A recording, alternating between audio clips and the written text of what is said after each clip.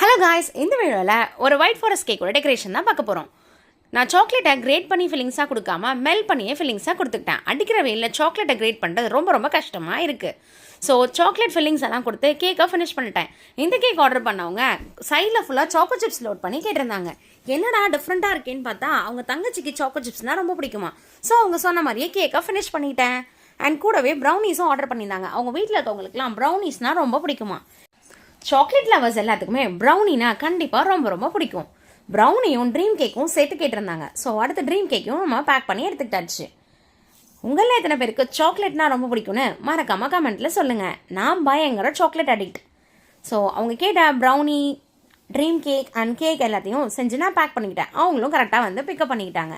And எல்லாத்தையும் சாப்பிட்டு சூப்பராக ரிவ்யூஸும் கொடுத்துருந்தாங்க. அதை பார்த்து நான் ரொம்ப ஹாப்பியாக ஃபீல் பண்ணேன். உங்களுக்கு இந்த வீடியோ பிடிச்சிச்சுன்னா லைக் பண்ணுங்கள், மறக்காமல் சேனலை சப்ஸ்கிரைப் பண்ணி சப்போர்ட் பண்ணுங்கள். Thanks for